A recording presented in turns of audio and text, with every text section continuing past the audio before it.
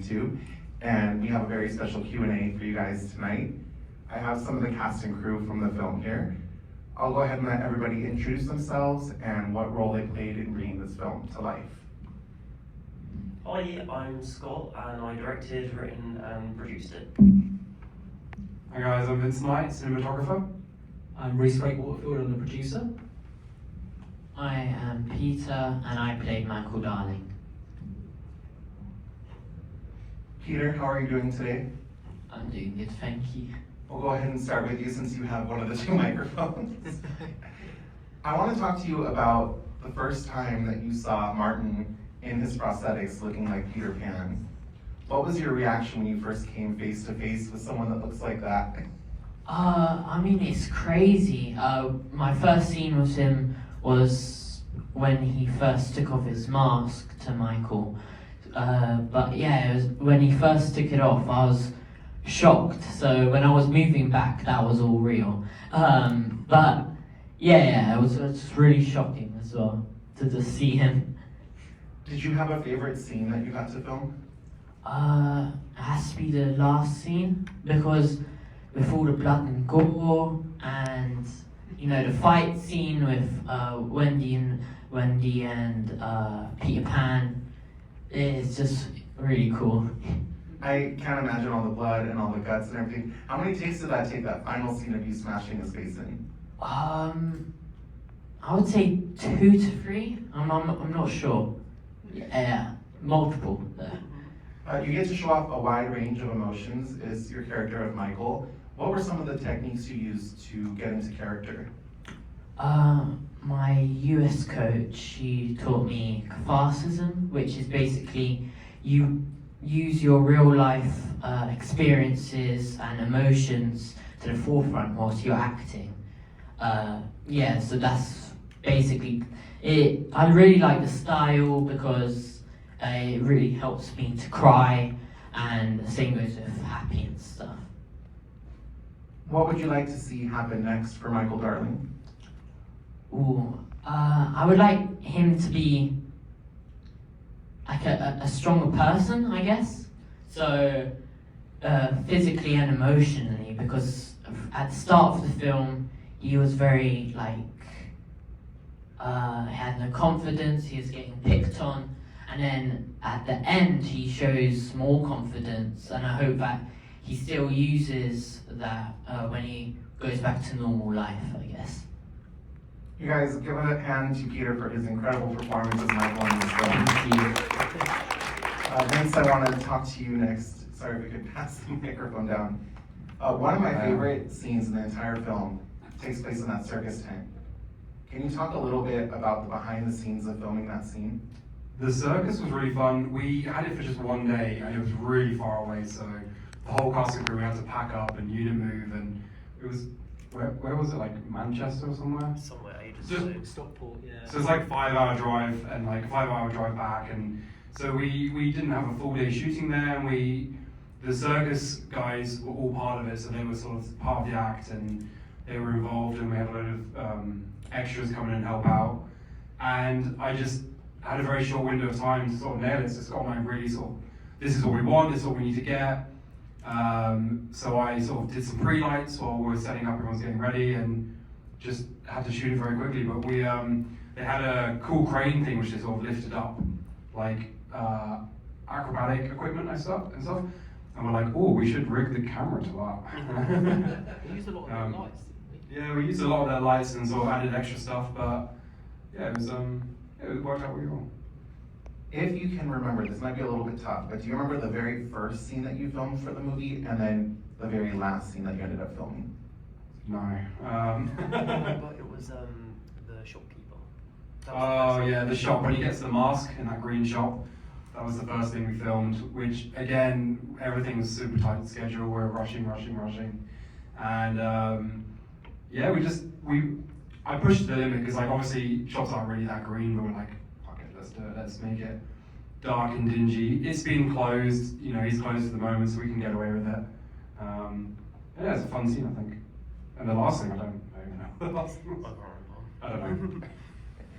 No, I was just curious because you know, a lot of people don't know this, that movies aren't normally filmed in sequential order. So something you might see, you know, at the end of the movie might have been what you filmed day one, and something you filmed day one might be the middle of the movie. So I always think that's very interesting to see. I mean, that Peter Pan's house, we constantly were chopping and changing around where we're shooting, different rooms, hallways, and we're constantly like, so he's got to come from this direction, and we didn't have a script supervisor, we didn't have anyone like that, so we're like, oh, and then we ended up changing things around in the edit a little bit and sort of shortening some bits, so when I watch it, because I geographically understand the location, I'm just like, that doesn't make sense, but I know that for the audience, no one cares and no one notices, and it seems fine, but like, yeah, it's all good. And then one more scene that I wanted to talk to you about was the scene that takes place on the bus. I love that scene. Can you talk about filming that? Yeah, the bus was really fun. Again, working with children, super difficult, super like restrictive. We have limited hours, they have to have breaks every so often, and so when we're shooting with the kids, we'd like shoot them out and then everything else the other way, the kids aren't there and we just kind of work around them. But we shot that scene, typical England, it's cloudy for the first half of the day, then sun came out, then it rained, and then, so we shot half of it, and then at the end it got sunny, and we're like, oh shit, we need to shoot it again, because it's just completely different. Like, if you watch the scene, you can see we've kind of calibrated some stuff to make it work, but the main opening jib shot with the buses arriving, I was just like, Scott, we've got to shoot it again.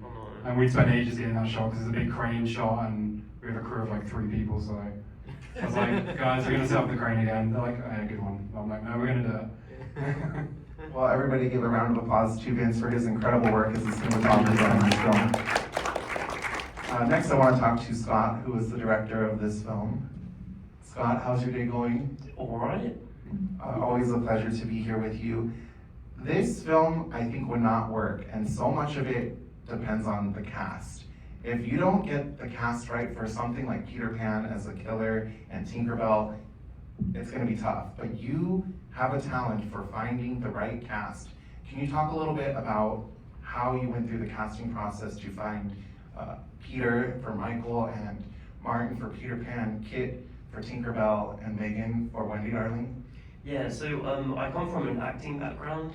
Obviously, if some of you have seen the Winnie the Pooh films, I'm Christopher Robin in number 2. So I always like acting anyway. So for me, I think I just like actors that, you know, when they think it, you see it. I don't want like the whole like, oh, I'm angry, like over-acting.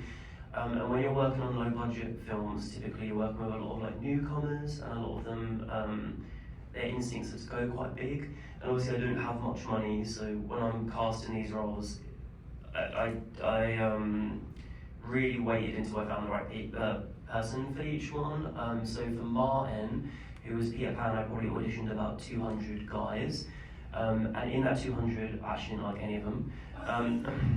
So I was getting really stressed out because they were all just playing evil, and I didn't like that. I was like when I was writing this, it's something that I would want to play myself, and it's not evil. Like to him, everything he's doing is like, he believes in it, he's like a god in his head. And a makeup artist recommended Martin, and I saw Martin's headshot, I was like, oh yeah, he's got a really great look. So then I got him to audition, really liked it, and I was like, let's see if he can take some direction. So I just gave some complete random notes to see if he could listen to direction, because it was all self-tapes. He took the direction, so I knew that I could work with him in that way. And then I got on the phone to him, because I knew that this actor I'd have to work with really intensely, and if they're going to cause me problems, it's just not worth it. Because on Winnie the Pooh, like, we had a lot of people that were like, yeah, I love prosthetics, and then divas. So I was very, very cautious about that, but I got on the phone to him. We were on the phone for like 2 hours, and I fell in love with him, and I was like, oh, I want you to do it. So that was him. Pete, who plays Michael, he actually was Little Winnie in Winnie the Pooh 2. So I met him on set for that. I wasn't filming that day, but I was producing the film as well as acting in it. And we were bonding over like Evil Dead Rise and stuff like that. And I was like, oh, I really, really like him. So the role was literally written for him, no one else. So if you decided not to do it, I'd have been very mad. And then Tinkerbell, she was another one that was really difficult to cast, because also I did want someone from the LGBT community for that character. So again, I was just auditioning until I found someone. Thank God Kit auditioned, because again, I was thinking I might have to rewrite the whole script, to be honest. And then she auditioned, and I was like, it's the small things that she does that I love. So then again, called her, loved her, booked her. Last one, Megan. Do you know what? Like, all of these, I was so lucky to find them, because I just think back to, like, there was no backups for these people. If they decided they didn't want to do it, I was fucked. And Megan just auditioned amongst, again, probably about less people, like 80 girls, because there's lots of young girls out there. Loved her look, loved her acting, didn't get on the phone to her, because I actually met her at a gym, really random. And I was like, what the fuck, it's Wendy? And she was teaching like a Pilates class, I was like, and then we just really got on. And then I was like, I definitely want her to do this. So that's how I found him. And we're so lucky that you found these incredible actors. Can you talk a little bit about collaborating with them for these dark themes in this film? Yeah, they all work really, really different. Luckily, none of them are method, but they were all really, really different styles. So yeah, some of them I won't like go into the specifics because there's a lot of people that we worked with, but some of them would come with a rehearsed thing, and breaking that down sometimes was, it's just something you have to work with, and to, if you want to change the performance. But a lot of them, they were really easy going. Like I would do like one, if I was lucky to get 3 takes, it'd be like 2 takes of the script, and the third one would be like, just give me something, like just change it, don't worry about the script. Vince, we were going to just follow them, whatever they do, as well as some like, handheld near the end, and just show me what you want to do, what you want to say, and that's what I would work with. I still can't get over just the way everything worked out, to get these actors in these roles, and just everything fell into place perfectly. I was curious, when you guys are deciding who's going to direct what film in the Pooniverse, how do you decide who directs what project? It's just, it really is like, these films are really hard to make. I know like people say what they want about Winnie One, that was really hard to make that. We made it on the original budget was £20,000, and then it went viral, and then we're getting told it's going to cinemas, and I was like, God, like it's meant to be a VOD film. So then like these are all just really, really hard to make. So when one of us directs it, it's like you have to really be passionate. And with Peter Pan, originally there was a script where we go to Neverland, Tinkerbell's flying, there's crocodiles, there's pirate ships. It would have all looked shit. Like I can't achieve it on this budget, I just can't. And I have an entire script where all of that happens. It works perfectly as a sequel. But yeah, it was just budget, and then it was like, what do we want to do? And then I was like, I want to ground it, I think, and just keep it small cast, and tell a story that was just something I was excited about. Yeah, I think you had a really, it was really interesting with this film, because like Scott was saying, there was a completely different alternative version to it at the start. And it was actually started with me, didn't it? Like that first version. And yeah, then I realised, I do Pinocchio. Well, then I realised I could do Pinocchio, and I was like, puppets! There you go. There's yours now. But yeah, and then it kind of carried on getting developed a bit, didn't it? But we kind of learned. Is there another one? Can I grab yours? Just one. But then we kind of learn after Winnie 2 some of the issues when you have the scope go so big on some of these films on a limited budget. It becomes really hard to achieve certain things, and it gives it a bit of a low budget feel. So even though you carried on developing that idea for a little bit, then I remember we had this discussion afterwards, and you were like, I just want to do something completely different, which was a bit risky because it was quite late in the day actually. But then yeah, you were really brave with it, just changed everything.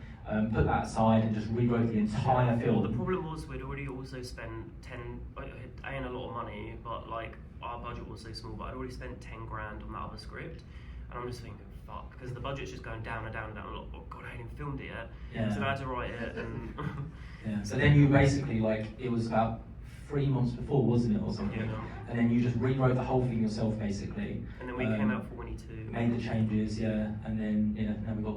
Like every entry that we're going to do in this like Pooniverse will be different from the last. Like that will be something that's like recurring. If Pooh's not for some people, this might be for them. If this ain't for them, Mad Hat might be for them. Will be in the middle, or Bambi. Like they're all going to have their own thing, and whatever excites the filmmaker, we should let them do it. There's no I know people go, oh, because it's public domain, it should be cheesy and campy and fun. It's like, Some of them will be, but not all of them. I guess we'll go ahead and pass the microphone back down to Rhys, sorry. I think this one's still working a little bit. Rhys, can you talk about how your direction style differs from Scott? Oh yeah, it's really different. If anyone seen if you've seen Blood and Honey 2 versus this, they're completely different tones and types of films. I'm way more like campy and goofy, and I like films to be really fun. And Scott likes them to be very bleak and serious. Yeah, we definitely have to like, with some of these concepts, some of them definitely can lend themselves to like the tone Scott likes versus the tone I like. Hence with the puppet room, I got really excited with that because puppets can be really campy and really fun. And this, I think you've picked a really good, like, interesting dark version to take this. How do you see Peter Pan fitting into the larger Pooniverse? So across a lot of these films, the element of like the children are quite brought up in quite a few of them. So for example, in Blood and Honey 2, that's quite a key feature because that's, spoiler, that's how they become the monsters and the hybrids from there. And obviously in Peter Pan, he's taking the children. So there's a nice like overlap between these, and this element I think is going to be a very interconnecting part of the films.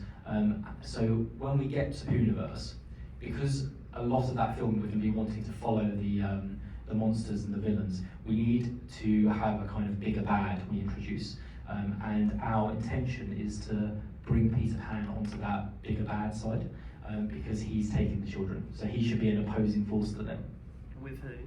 With Mary Poppins. Because Mary Poppins loves kids as well, so we think there's going to be it can become a really interesting duo with those two. I am so excited to see Mary Poppins. I know you can't say too much about what is to come, but can you give us a little bit of a tease? I know we got a new trailer for Bambi, if you want to talk a little bit about that. Yeah, there was a short clip for Bambi which came on. Still very unfinished. It's still kind of going for the sound mix and going for a bit of post-production, but we threw something in there early. But that is going to be releasing probably in about 3 months now. We're going to be doing another theatrical run with that. Then after that, we've got Pinocchio. So I was literally editing on the plane coming over here, so I'll be editing on the way back. And then we'll be shooting Pooniverse later this year. Can't wait, it's gonna be so fun. So since this is our last day, we did 3 days of Q&As in LA. I was just wondering if we could go down the line and everyone talk about like their favorite memory from either working on the film or from being in LA. Oh god, I'm blank. LA, the Walk of Fame ain't what I thought it would be. That was like your favourite memory. No, because they were so different. So yeah, that. I think for me, really, LA has always kind of been the home to the premieres of these films. We brought Winnie 1 here and did a screening with Q&A. We did Winnie 2 here, and obviously now Peter Pan, and I've worked on all of those. So for me, it's really special to come here each time and share the film with people that love these films and have a similar interest to us and enjoy them and want to talk to us and explore more. So I think for me, LA is really the home of the audience for these films. So that's what I love. I'll probably give one from the film. Peter Pan, I think we had an amazing cast and crew on that. And sometimes on these films, because we've had it before with some of the ones we've done in the past, like Winnie 2 and Pinocchio, sometimes you can get like bad eggs on them, where someone isn't actually really interested and they don't want to be there, but that wasn't the case with this film. Every person on the cast and crew with this was like really eager, really happy. They were like really in it for the film, and I think you can tell kind of everyone kind of put their heart and soul into it. So it was like it was a really nice set to be on. In LA, I personally really like the Walk of Fame, and yeah, just to see the Hollywood sign. And when I went to Universal when I just arrived like yesterday, yeah, I mean, me and my family, we took loads of pictures. So yeah, it's just really cool to be in LA generally. Did you get Raising Cane's in the end? No, not Oh. not yet. There's still time, you have like 48 hours to get it. Yeah, hopefully. Maybe you could fit some on your carry-on on the plane. Yeah. So I wanted to open it up to audience questions and see if any of you have a question. Go ahead. So I think the role reversals in the story like makes a lot of sense. I didn't think of it before, obviously, but like how and when did that come about? Like, were you a kid, or did you see Hook and be like, hey, he's older, maybe he could be evil?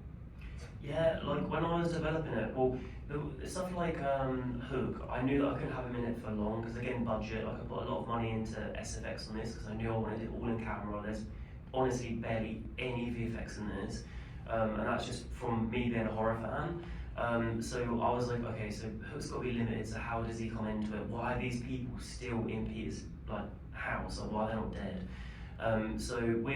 I made this thing up that it was like you have to accept going to Neverland, and that's why he brings the little boy there. So it's like, well, if your friend goes, then you'll say you'll go, and all that. You have to accept the invitation. And obviously, the little boy from the opening, you don't see what happened to him. And obviously, probably didn't accept that invitation. And I was like, well, maybe then he don't get to go to Neverland, and he just stays there forever, and it's just a abuse that he's had. Yeah, really dark. And then Tinkerbell, I was again like, why would she be there, and why is she alive, and all that kind of stuff. And I was like, it just came to me. I was like, what if she was, abducted, and then she identifies as a girl, and that's like, well, then she don't fit the mold to go there. So then, she's kept around, and Stockholm syndrome and all that, and addiction to heroin. I thought that was a fun little play on pixie dust. So yeah, I was just trying to spin as many things, and a lot of it, we were on set for Bambi, and I was just in the back, like, writing the script. I think I did it in, like, I don't know, 10 days, but I was, like, brainstorming it all over Christmas, at my mum and dad's.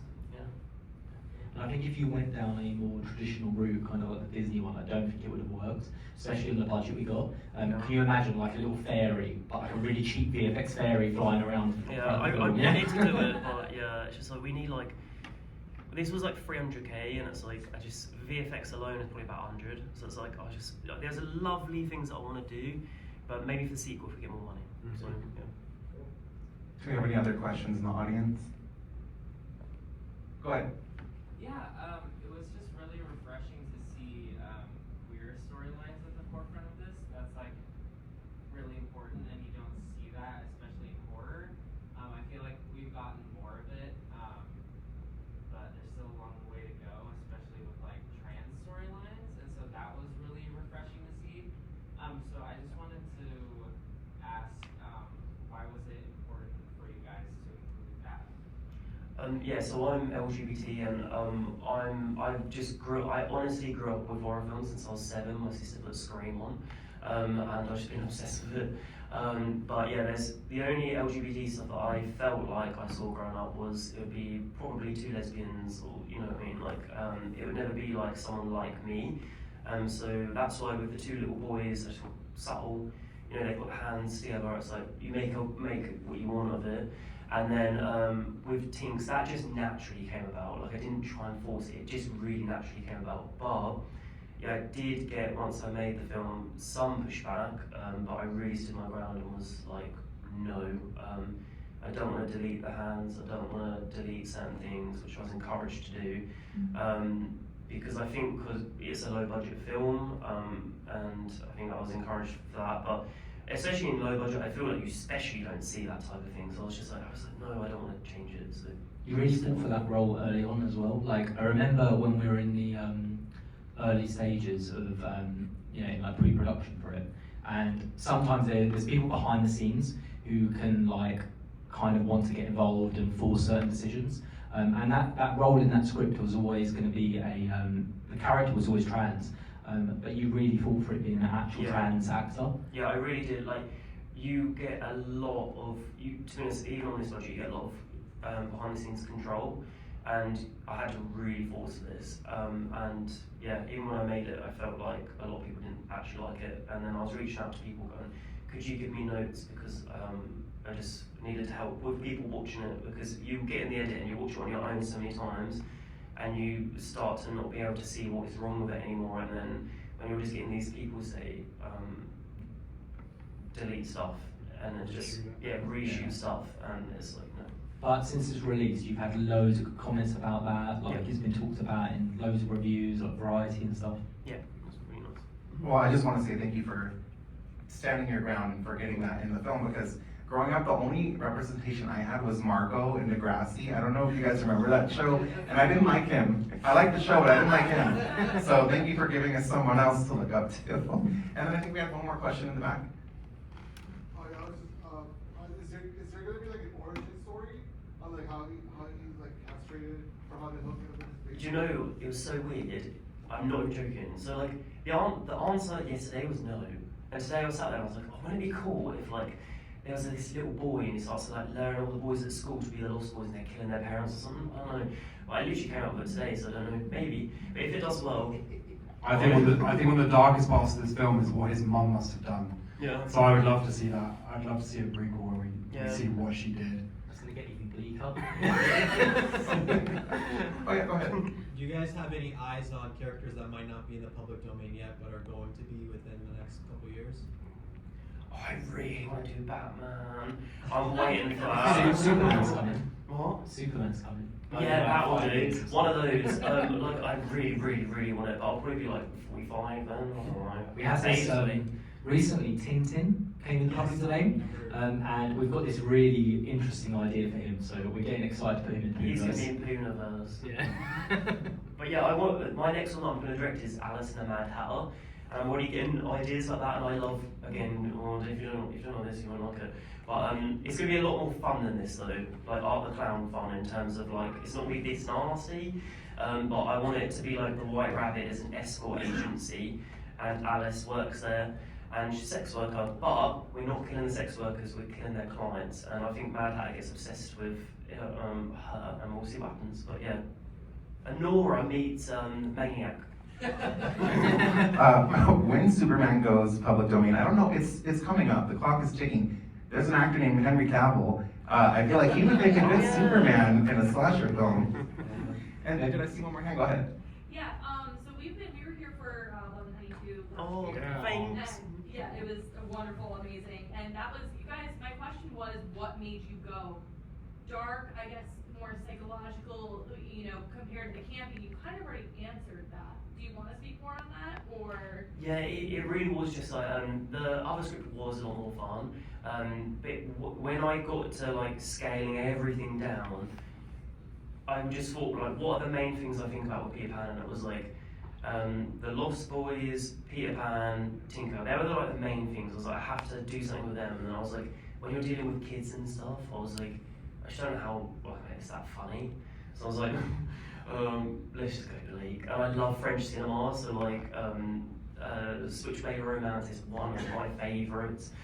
Inside and stuff like that, so it's just my kind of thing. So yeah. I would just say like different directors have different tastes and different like styles. So yeah, tonally we're just very different. So if we were trying to force Scott in a certain direction, your heart probably wouldn't have been in it as much. And these projects, when you get on directing, it's normally like 8 months, and yeah, you just got to really love it to like really fight for the film at every stage. I think it's nice to just have different films inside the universe that are different styles. Everyone likes different things, so if they're all fun and campy, some people are not gonna like them all. So I think it's really nice to It's have. like pick mix. Yeah, like this doesn't suit you, but this one does. Yeah, I think it's fun. Totally agree. Well, yes, go ahead. Yeah, I just want to say that you guys are geniuses. Oh, Your we love actors you. and yourselves. Really don't know who you are. Oh yeah. Yeah, she's biased. Mom. Yeah, we do know her. You don't. So absolute geniuses. So proud of you guys. Honestly.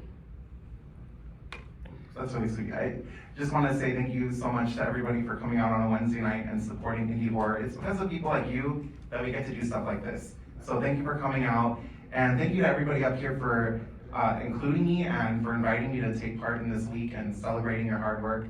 It's been such an honor, and I'm so proud of everybody. So thank you guys. You've been amazing. Thank you. Before you guys go, we do have some posters and we have some Sharpies. And Martin couldn't be here tonight. He played Peter Pan in the film, but he did sign a few for people who came out tonight. So if you want to come and get those. Thank Thanks you. for coming.